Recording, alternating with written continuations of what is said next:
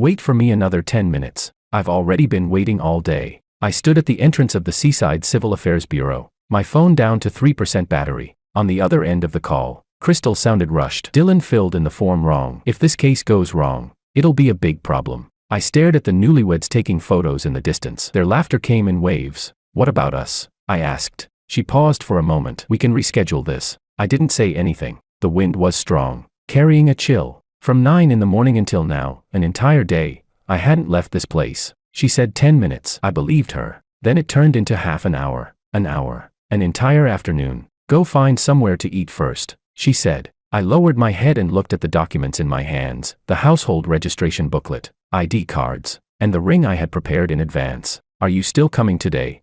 There was a 2-second silence on the other end. I'll try. I let out a small laugh. The first time I heard, I'll try, I made excuses for her. The second time, I started to doubt. And this was the third. Suddenly, I understood something. In her life, I had never been the most important one. Chapter 01. I had been with Crystal for 3 years. She was a practicing lawyer at a well-known law firm in City A, fast-paced, decisive, and always straightforward. I was a project lead at a design company, earning well and with relatively flexible hours. A lot of people said we complemented each other. She charged forward. I smoothed out life behind her. I believed that too, until the day we went to register our marriage for the first time. She picked the date. She said Wednesdays were less crowded, the process would be faster, and it wouldn't interfere with work. I took the day off in advance, put on a shirt, and even got a haircut. The person in the mirror looked clean and sharp, like someone about to start a new life. Her tone over the phone was calm. You go ahead first. I need to handle something here. I'll be there soon. I didn't think much of it.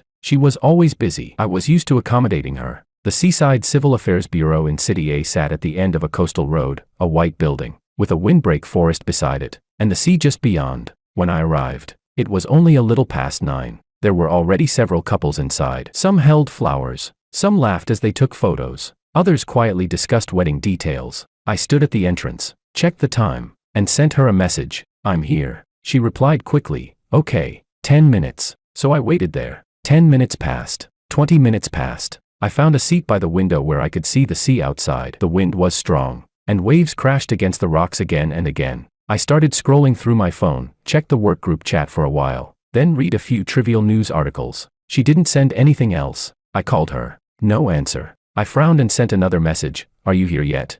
This time, she took a long while to reply. Wait a bit. Dylan filled the form wrong. I need to go back and fix it. I stared at that line for a few seconds. Dylan, the male intern she was mentoring. He had just graduated not long ago. A bit soft in personality, always slightly ingratiating when he spoke, and often messed things up at work. I had seen him twice. Once at the law firm, he stood behind Crystal, holding a stack of files, so nervous he could barely speak properly. The other time, we had dinner together. He kept putting food on Crystal's plate, saying things like, thank you, Lawyer Crystal, for guiding me, but his eyes kept drifting toward her. Back then, I just thought he was overly dependent. I didn't think much of it. Now, his name caught in my throat, leaving a faint discomfort. I replied, how long?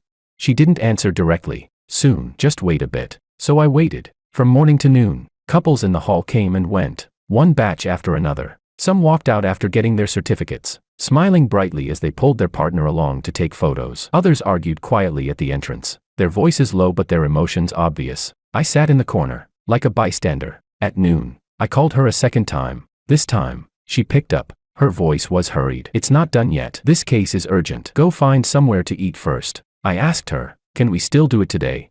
She paused, then said, I'll try. I almost wanted to laugh at those words. I'll try. I said, all right. After hanging up, I went out and casually bought a piece of bread, eating it by the sea. The wind was strong. The bread was dry. It got stuck a little as I swallowed. 2 in the afternoon. 3, 4. The sun began to sink, and the light over the sea slowly dimmed. I sent another message, where are you now?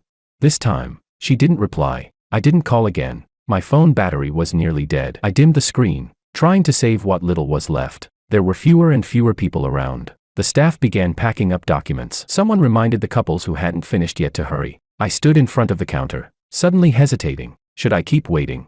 Maybe she would arrive the next second. Maybe she was already on the way. Maybe. My mind kept making excuses for her. She really was busy with work. She was responsible. She was mentoring an intern. If something went wrong, she had to take responsibility. I had been saying these things for 3 years, saying them so often that I was starting to believe them myself. Chapter 02, 5:30. The hall was basically empty. I was the only one left standing there. One of the staff members glanced at me, her tone tinged with sympathy. They probably won't make it today. You can come back another day. I nodded and said thank you. When I walked out of the Civil Affairs Bureau, it was already getting dark. There were still a few couples by the sea taking photos. Some held flowers. Some leaned against each other, smiling. I walked past them. No one looked at me, but I knew it myself. I looked like a joke. I stood by the sea, watching the last trace of sunset disappear. My phone finally died. At that moment, I felt strangely calm. No anger, no grievance. Just a vague sense that something wasn't right, but I couldn't quite put it into words.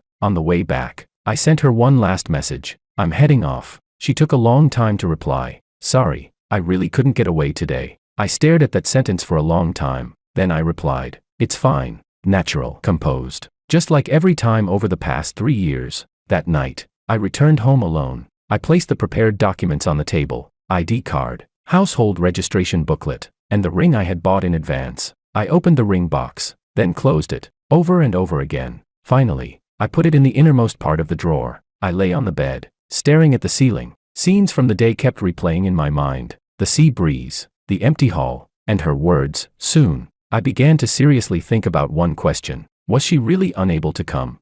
Or did she simply not put this matter first?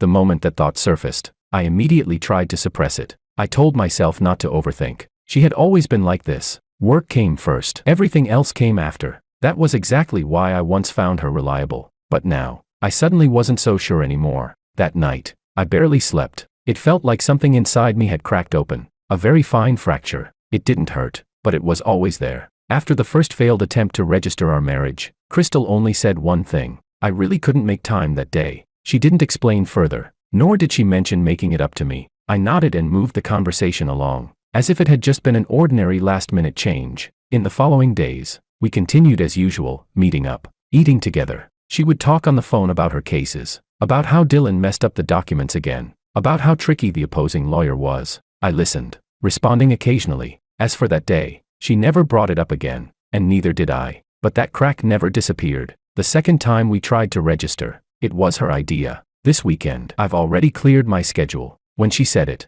her tone was firm, like she was confirming a task already arranged. I looked at her and asked, nothing unexpected will come up this time, right?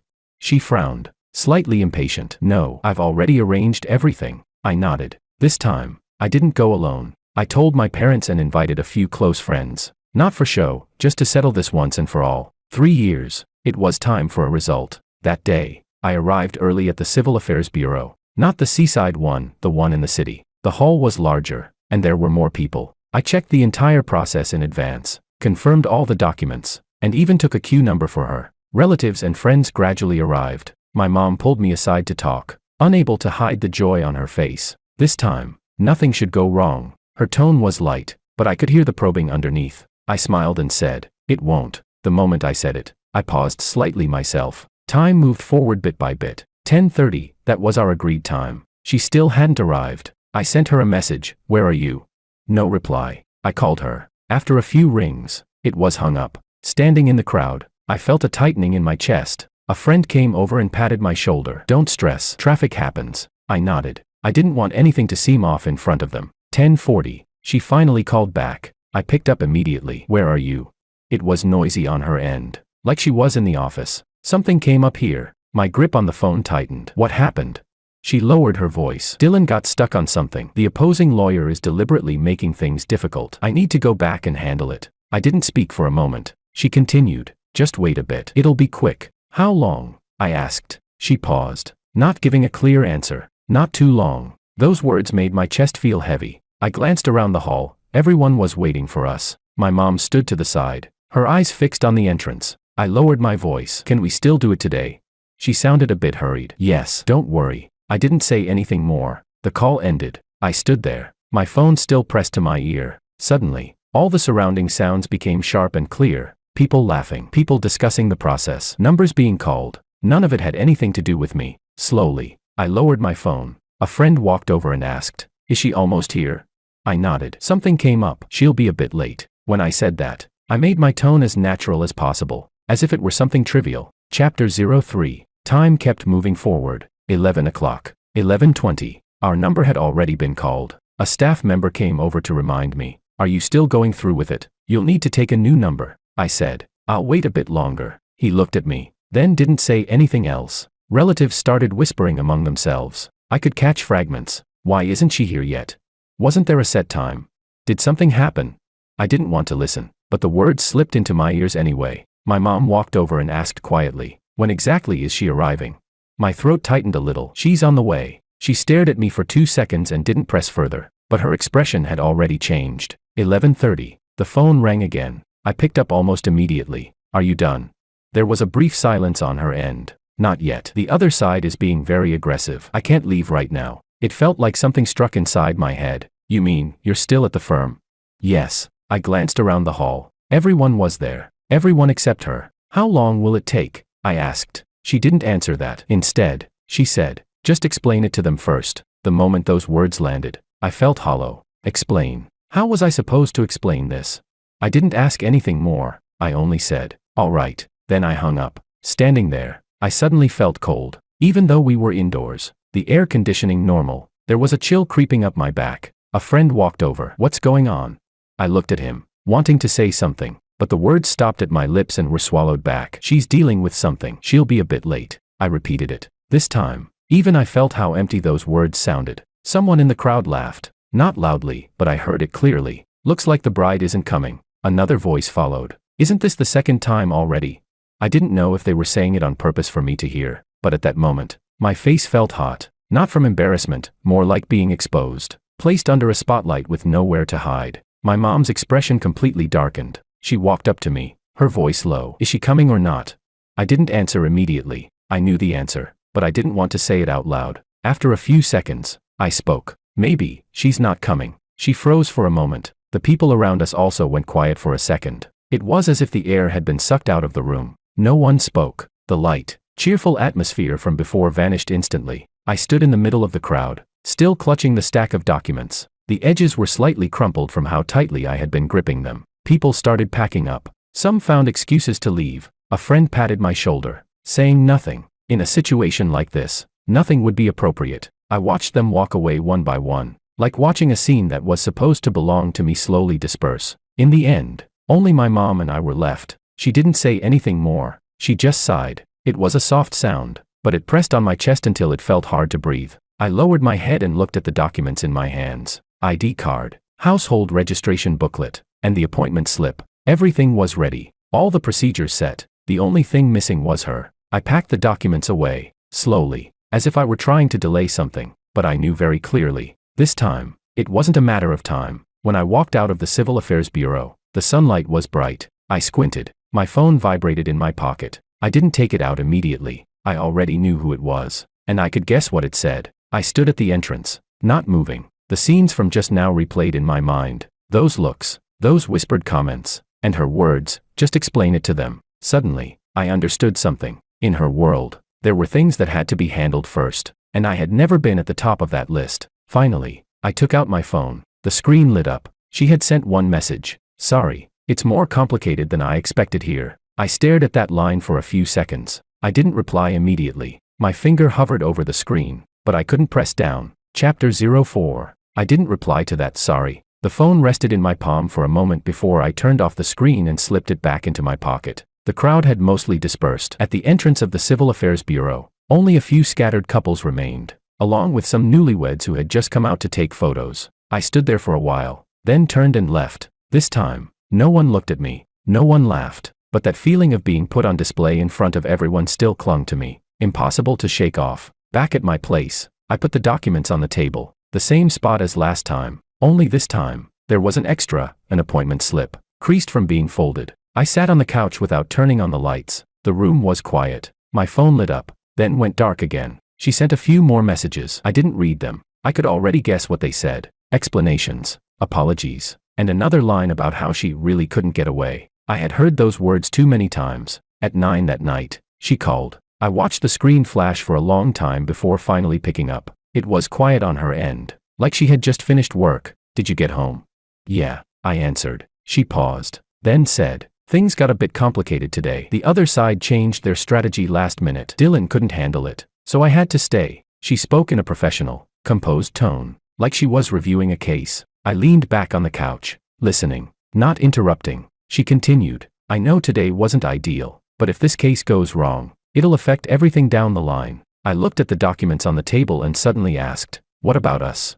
She fell silent for a moment. We can schedule another time. She said it so naturally, like rescheduling a meeting. I didn't respond right away. The only sound in the room was the faint rustle of papers from her side. After a few seconds, I said, okay. She seemed to let out a breath of relief. I'll wrap things up here as soon as possible, and then we'll set another time. The call ended. The entire conversation had no argument, no emotional outburst. It was calm, as if nothing had happened. I stayed where I was, unmoving. After a while, I got up and turned on the lights. White light flooded the room instantly. The documents on the table looked especially neat. I walked over and smoothed out the appointment slip. The date on it had already expired. I stared at those numbers for a while. They suddenly felt unfamiliar. In the following days, things between us went back to how they were before. She stayed busy with her cases. I stayed busy with my projects. Occasionally, she would text to ask if I had eaten. Her tone no different from before. I would reply. On the surface, nothing had changed, but something had already shifted out of place. The third time was her suggestion. This Wednesday, 9 in the morning. I've already confirmed my schedule. When she said it, her tone was more direct than before, like she was presenting a final plan. I looked at her and didn't agree immediately. She frowned. Do you have something else planned? No. Then it's this time. After saying that, she added, there won't be any problems this time. I nodded. I didn't ask anything more. This time, I didn't tell anyone. No relatives, no friends. I only brought the documents and the ring. I didn't want to go through that kind of scene again. That day, I arrived early. The hall wasn't big, and there weren't many people. I found a seat by the side and sat down, the documents resting on my lap. Time passed little by little. 9 o'clock sharp. She didn't show up. I didn't send a message. I just looked up at the entrance. People came in, people left. Not her. 9:10, 9:20. I took out my phone and checked. No unread messages. I didn't call. My finger hovered over the screen. Then I put it down. 9:30. Her call finally came in. I answered. Her voice was a little rushed. Are you there yet?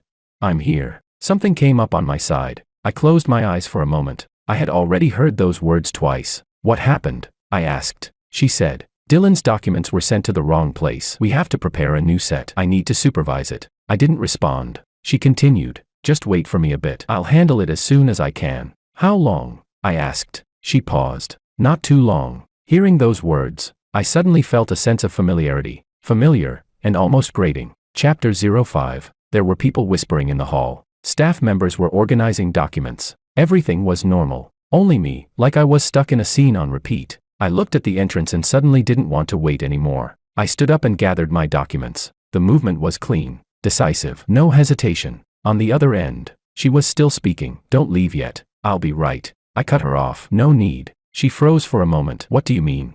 I took out the ring box and held it in my palm. My voice was steady. You don't need to come. There was a 2-second silence. Fernando, what are you talking about? For the first time, there was a clear fluctuation in her tone. I looked at the glass doors of the hall. The light outside was a bit harsh. Let's end this. When I said it, there was no surge of emotion like I had imagined. Instead, it felt light, as if something had finally settled. She went quiet for a few seconds. Then her voice dropped. Are you just being emotional? I didn't answer that. I only said, don't come. Her tone grew urgent. Wait for me. I'll finish up and come over right now. We'll talk in person. I pulled the phone away from my ear and glanced at the call screen. Then I hung up. Someone in the hall glanced at me. I didn't stop. As I reached the entrance, a staff member called out, Are you not going through with it? I didn't turn back. I just raised my hand in a small wave. The air outside was a little cold. I stood on the steps and took a deep breath. My chest felt neither heavy nor empty, just quiet. My phone rang again almost immediately. She called several times in a row. I didn't pick up. Messages popped up one after another. I didn't open them. I didn't need to. I already knew what they said. Explanations, attempts to make things right, and another wait for me. But this time, I didn't want to wait anymore. I walked to the roadside and put the ring box away again, deep inside my bag. After finishing that motion, I paused. Fragments from the past 3 years flashed through my mind. Her working late into the night, me bringing her food, her being in a bad mood, me walking with her for hours, her saying work was stressful, me handling the small things in life for her. Each scene passed by. No resentment, no anger, just clarity. I set my phone to silent. Then I walked forward. without looking back. I didn't return her calls. After that day, I muted her notifications, leaving only the most basic alerts. Occasionally, my phone would light up. I would glance at it, but not open it. She texted frequently. At first, it was explanations. The issue with the documents has been resolved. That day really was an emergency. We can set another time. Her tone was still the same, rational, structured, like she was handling a postponed task. I didn't respond. The next day, she changed her approach. Fernando, pick up. Let's talk. This kind of silence doesn't solve anything. We can work this out. I still didn't reply. I wasn't being petty, nor was I trying to force her to give in. It just felt like there was no need to explain anything anymore. On the third day, her tone began to unravel. Where are you? Did you go back to the office?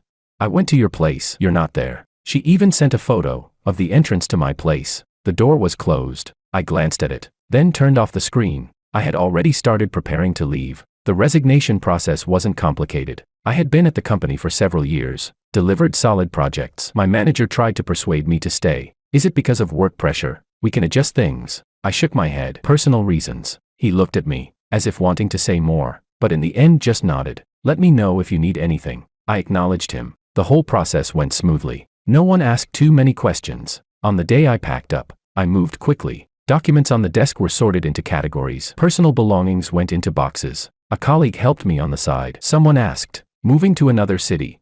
Yeah. Where to?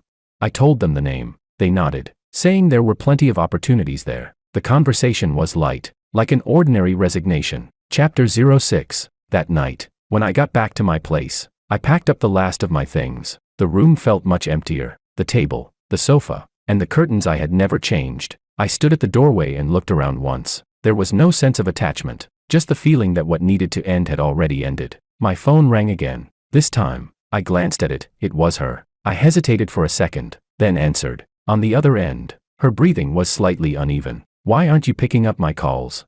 I leaned against the doorframe, not sitting down. What is it? That question caught her off guard. Her tone changed immediately. What have you been doing these past few days? Handling some things. What things?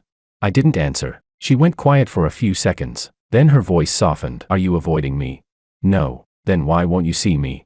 I looked at the suitcase on the floor and said calmly, there's no need. The moment those words came out, her side fell silent. When she spoke again, her voice was much softer. Fernando, let's talk. I didn't agree, and I didn't refuse. She continued, about that day, I can explain everything. You already did. I cut her off. Not on that level, she said, a hint of urgency in her voice. It's not that I don't value you. It's just that at the time, the situation. I didn't let her finish. Crystal, I rarely called her by her name like that. She stopped. You don't need to say anything more. On the other end, there was a faint sound of her breathing. It seemed like she wanted to speak, but couldn't. I spoke slowly. This has already happened 3 times. Not once. Not an accident. She didn't argue. Just silence. I continued. You have your choices, and I have mine. After those words, she finally spoke. Are you breaking up with me?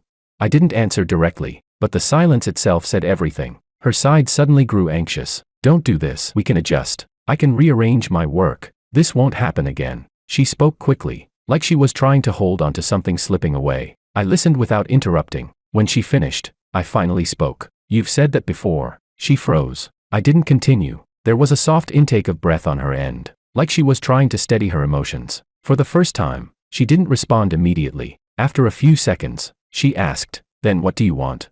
I looked out the window. Lights flickered on one after another. I already told you. She didn't reply. This time, she truly understood. The call ended abruptly. She didn't keep pressing. She only said, I'll come find you. Then she hung up. I placed my phone aside and didn't look at it again. The next day, I left City A. I didn't have much luggage, just a suitcase and a backpack. Standing at the station, I didn't inform anyone, and I didn't look back. I had lived in this city for many years, from graduation until now. Almost every important milestone of my life had happened here, including her. By the time I arrived in the new city, it was already night. I found a temporary place to stay and tidied up a little. The room wasn't big, but it was clean. Outside the window was a different rhythm of streets, unfamiliar, but not noisy. I sat at the edge of the bed and took out my phone. Once the signal came back, messages flooded in. Most of them were from her. The intervals between them grew shorter and shorter, from hours apart at first, to minutes apart later. The content had changed, too. No longer explanations, just questions. Where are you?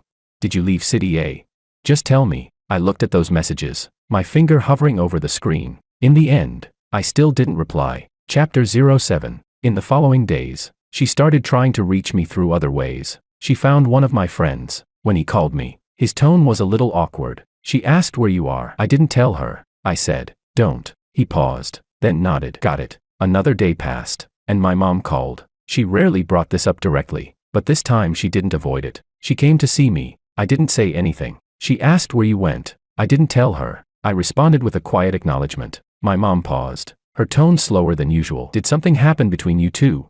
It's already dealt with. She didn't ask for details. She just let out a sigh. I finalized my new job. The pace wasn't fast, but it was clear. Each day had a simple, direct structure. No sudden changes. No need to accommodate anyone else's schedule. After work, I would walk around the nearby streets alone. They were unfamiliar, but quiet. I realized I had stopped checking my phone so often, and I was no longer waiting for any message. A week later, her call came again. This time, I answered. Her voice was low, a little hoarse. Fernando, did you already leave? I looked out the window and said calmly, yeah. She fell silent for a long time, so long that I thought she had hung up. Then she asked, which city are you in? I didn't answer. She asked again. There was a hint of urgency in her tone. I still didn't respond. Her breathing grew heavier. If you don't tell me, how am I supposed to find you? The words were direct, but to me, they felt unfamiliar. I said, there's no need to look for me. She froze, as if she hadn't expected that answer. After a few seconds, her voice softened. Fernando, give me another chance. It was the first time she spoke like that. No analysis, no reasoning, just a request. I didn't respond immediately. I just looked at the distant lights, flickering on one by one. Then I said, no. My voice wasn't loud, but it was clear. I didn't expect her to find me anyway. That day was Saturday. I had just come back from the supermarket, carrying a small bag of groceries. The hallway was quiet. My footsteps echoed clearly. When I reached the door, I saw someone standing there. Her back was facing me. Her hair was slightly messy, her shoulders tense, like she had been standing there for a long time. I paused. Hearing the movement, she turned around. It was Crystal. She looked different from before. Her makeup was light, almost unfinished. Her clothes were still in her usual style, but without that sharp, polished edge. She stared at me, her gaze briefly unfocused before tightening again. You're finally back. Her voice was a little dry. I didn't step closer. I didn't open the door. I just stood there, looking at her. How did you find this place? She didn't answer immediately, as if she was organizing her thoughts. I asked around. I knew who she meant. She had more resources than I did. This kind of thing wasn't difficult for her. There was a short distance between us. She took a step forward, then stopped, like she was testing my reaction. I didn't move. The atmosphere was tense. She spoke first. Can we go inside and talk? I glanced at the bag in my hand, then took out the key. When the door opened, she instinctively walked in. The movement was natural, like countless times before, but this time, I stayed at the doorway, not following. She took a couple of steps before realizing I hadn't moved. She stopped and turned back to look at me. I said, go ahead. She stood in the middle of the living room, glancing around. The space was small, simply furnished. Her gaze lingered for a moment, then returned to me. Why didn't you tell me you came here? I set my things aside, not answering the question. What did you come here for?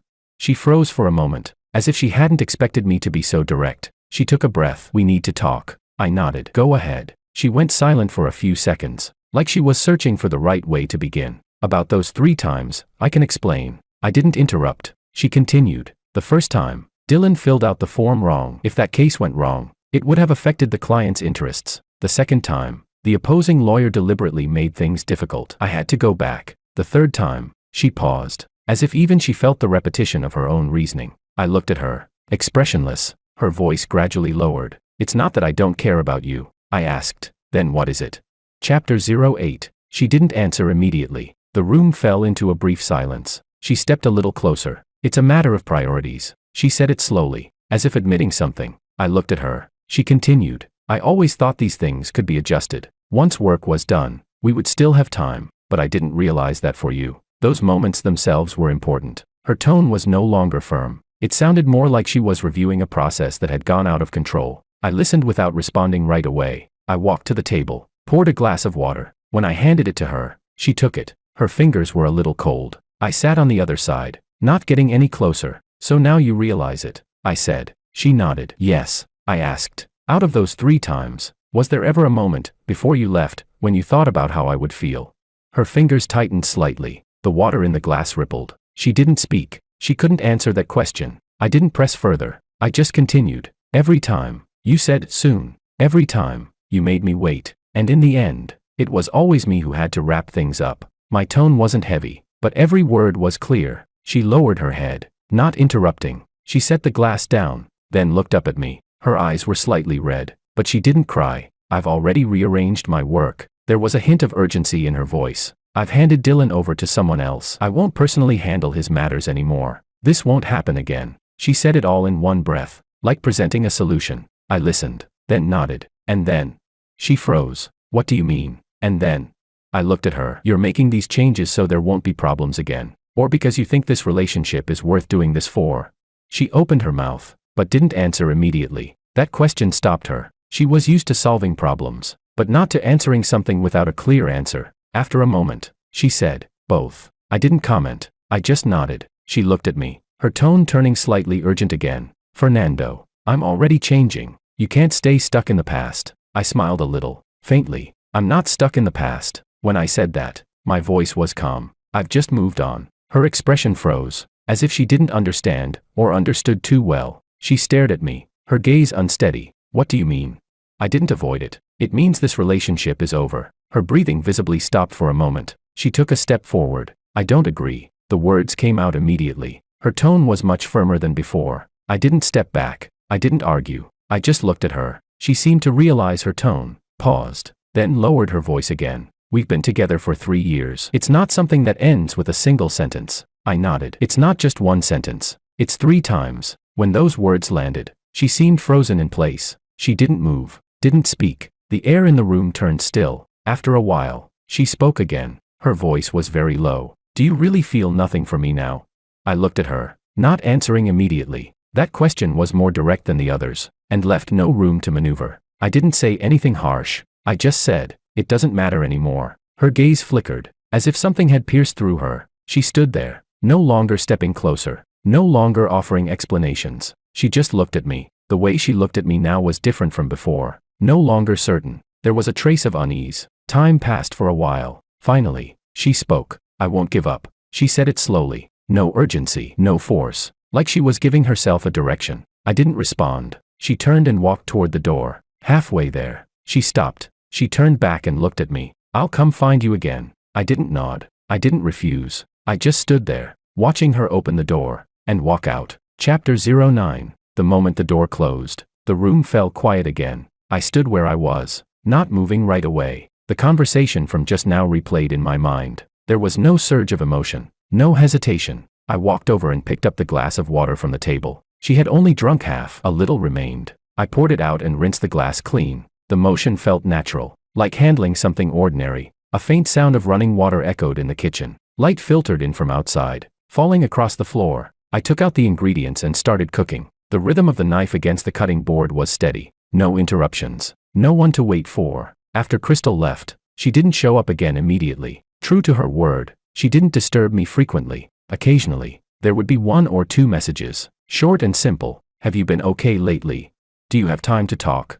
I didn't reply. Those words meant nothing to me now. My work in the new city gradually fell into place. The company wasn't large, but the project flow was clear, communication straightforward. The first project I handled went smoothly, and the client's feedback was good. Relationships between colleagues were simple, without complicated entanglements. It made everything feel lighter. Half a month later, I received a call. It was a former client from City A. Their tone was polite. Fernando, we have a project here. We'd like you to come back and assist. It won't take long, and compensation is negotiable. I had intended to refuse, but the project they mentioned was a continuation of one I had previously worked on. Many details were only known to me. After some consideration, I agreed. The day I returned to City A, I didn't inform anyone. My schedule was tight, leaving almost no spare time. The project meeting was held in a commercial office building. I arrived early and prepared my materials. When I pushed open the meeting room door, I saw 2 people, Crystal and Dylan. The air seemed to freeze for a moment.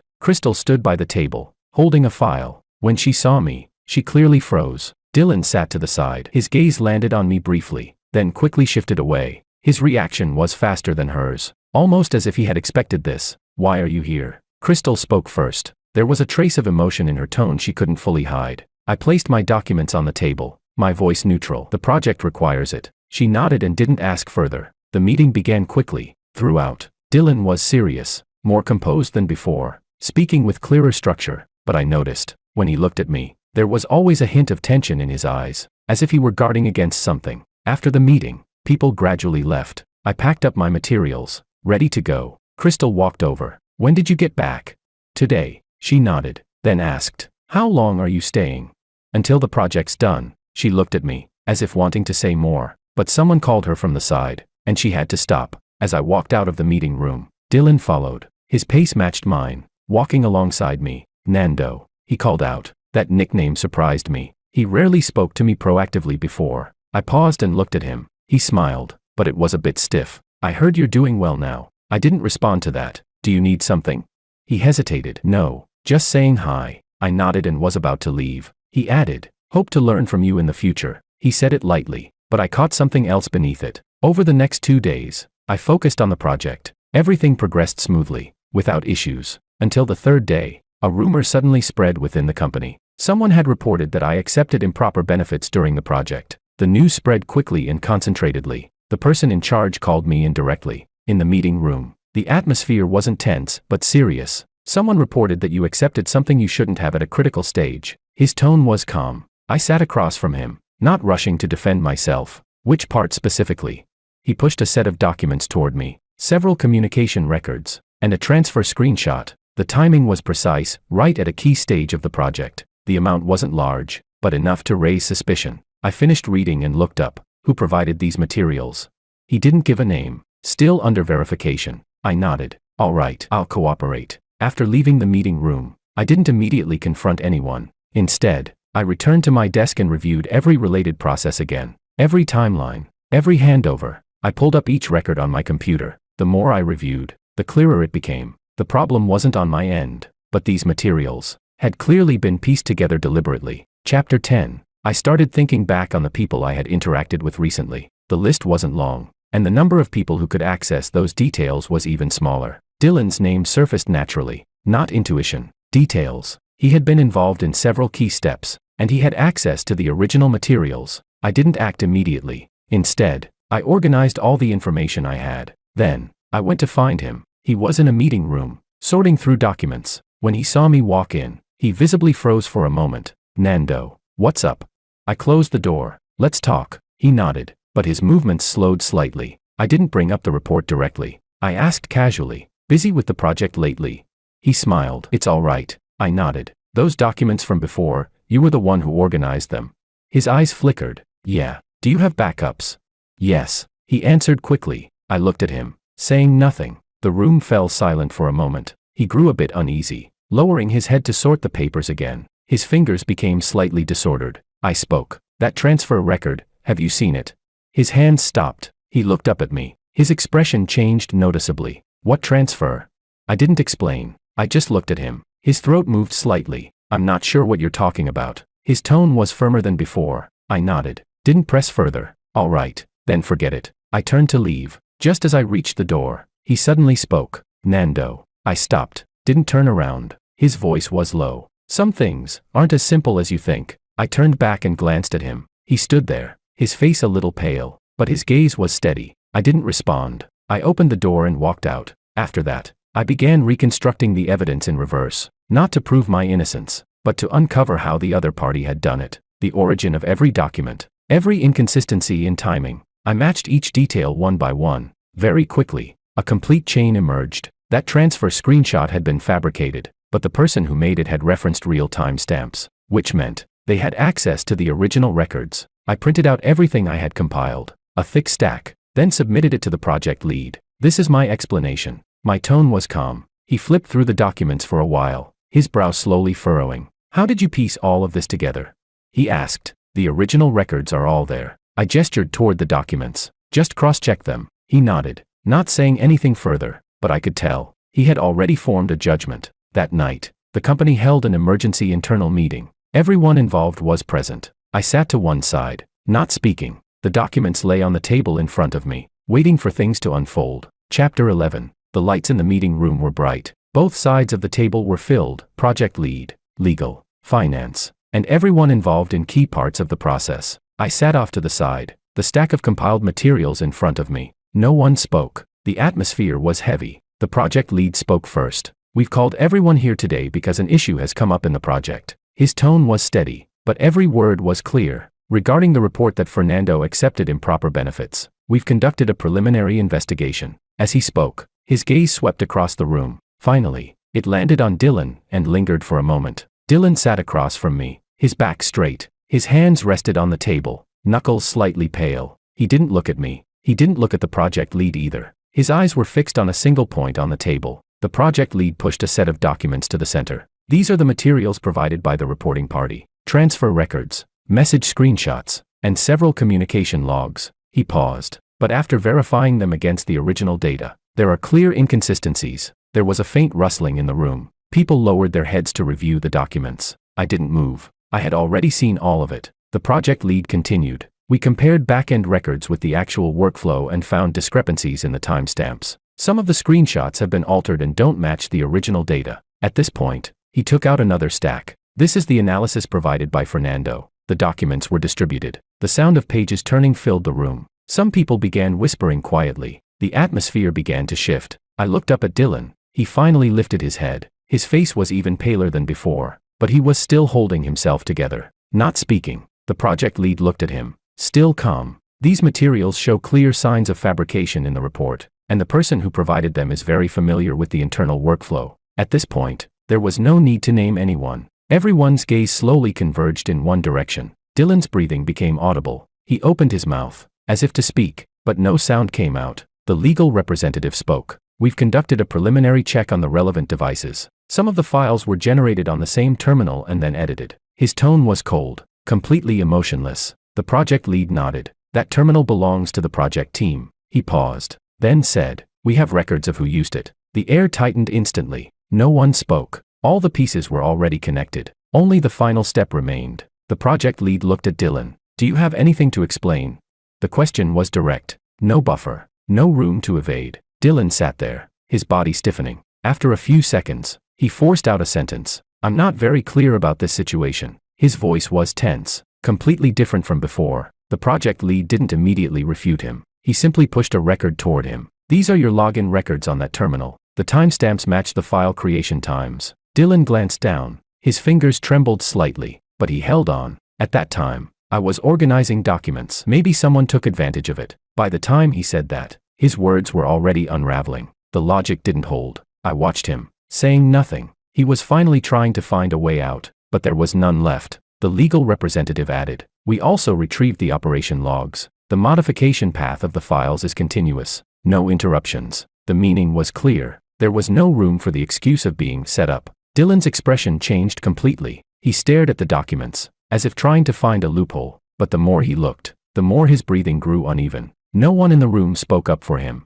Everyone was waiting for him to speak for himself. After a few seconds, he suddenly looked up. There was a hint of panic in his eyes. "This is all a misunderstanding." He spoke quickly. "I just wanted to organize things more clearly. I didn't expect it to turn into this." Chapter 12. The project lead didn't respond to that. He just kept looking at him. That silence carried more pressure than any rebuttal. Dylan began speaking faster and faster. "I didn't mean any harm. I just wanted to do a good job. Maybe something went wrong in the process." By now, his voice was starting to lose coherence. I finally spoke. "What about the transfer record?"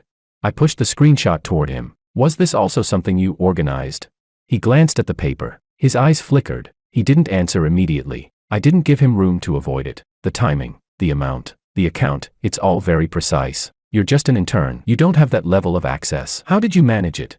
The moment those words landed, he froze. His lips moved, but no sound came out. Someone in the room let out a quiet breath. The atmosphere had already shifted. At that moment, the door opened. Crystal walked in. She seemed to have just rushed over from another meeting, still holding documents in her hand. When she saw the scene, she paused. Her gaze moved between Dylan and me. The project lead gave a brief explanation. "We're verifying the report." She nodded and stepped to the side, not interrupting. When Dylan saw her, it was like he had grabbed onto something. His eyes lit up instantly. "Lawyer Crystal, you know about this, right?"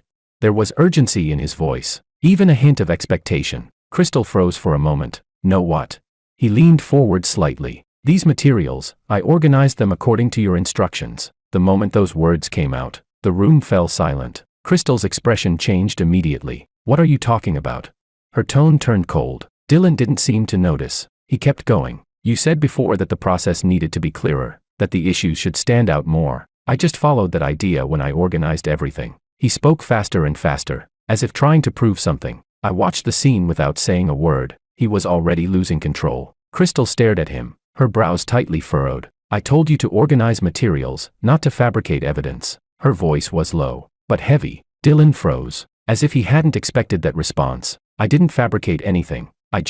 His words stopped, because even he couldn't finish that sentence. The project lead tapped the table lightly. The evidence is already clear. We'll proceed according to protocol. That statement was essentially a conclusion. There was no more room for explanation. Dylan's face drained of all color. He sat there, looking like he had collapsed inward. After a few seconds, he suddenly let out a laugh. A stiff, unnatural laugh. Then he looked at Crystal. There was something strange in his gaze now. So now you're denying it. His voice wasn't loud, but every word was clear. Crystal's expression froze instantly. What do you mean?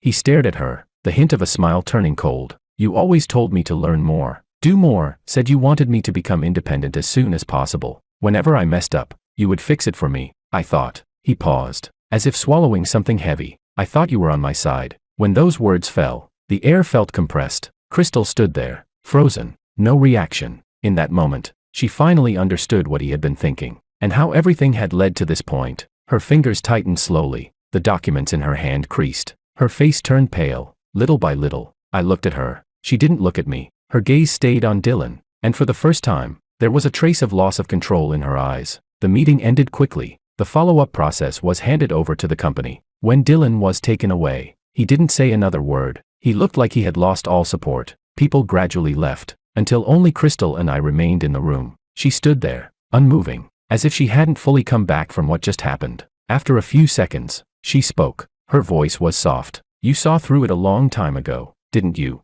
I didn't answer. I simply gathered the materials on the table. She looked at me. There was something new in her eyes. No longer that sense of control she used to have, but a kind of belated clarity. These 3 years, she started to speak, then stopped. The rest of the words never came out. Chapter 13. After the meeting room door closed, the hallway returned to silence. The lights cast a cold white glow on the floor. No warmth. Crystal was still standing there. She didn't leave, as if waiting for me to say something. I packed up the documents, aligned them neatly, and placed them into the folder. My movements were unhurried. I was used to this pace now. She looked at me and finally spoke. Fernando. Her voice was soft, softer than any time before. I glanced at her, didn't respond. She took a step forward. What just happened?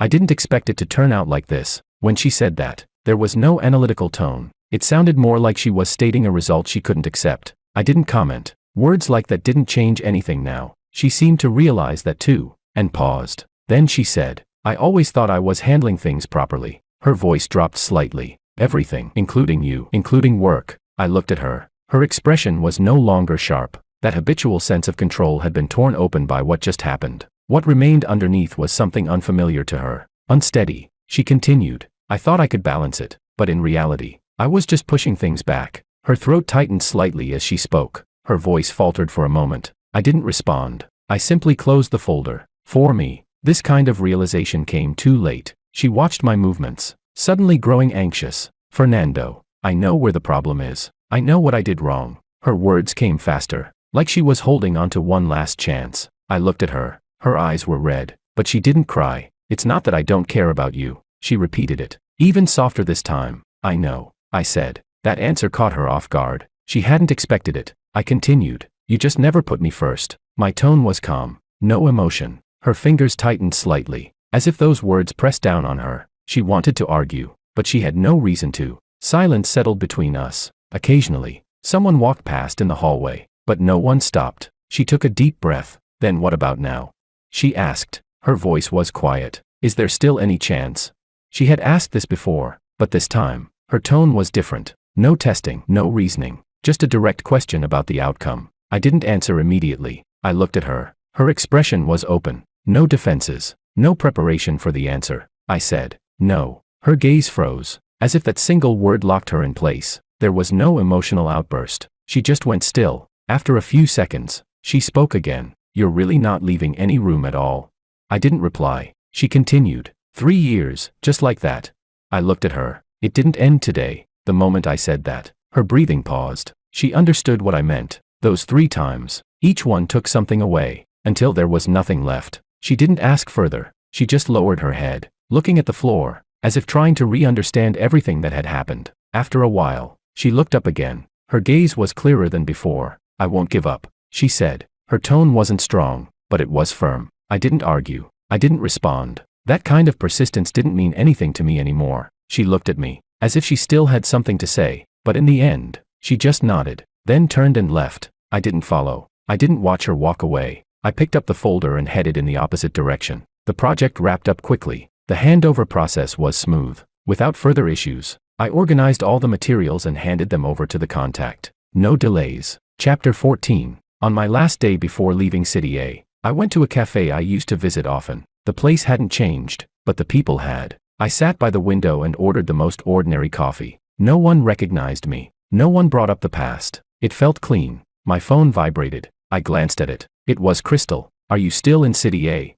I didn't reply. A moment later, another message came. I'm at your old place. I looked at the line for a second, then turned my phone face down on the table, and didn't look at it again. In the evening, I left the cafe. The streets were crowded, lights turning on one by one. With my simple luggage in hand, I walked toward the station. When I arrived, the timing was just right. I took out my ticket and entered. Everything went smoothly. No one stopped me. No one came to see me off. Before boarding, I glanced at my phone one last time. She had sent many messages. The intervals between them were short. The last one had come just minutes ago. Where are you?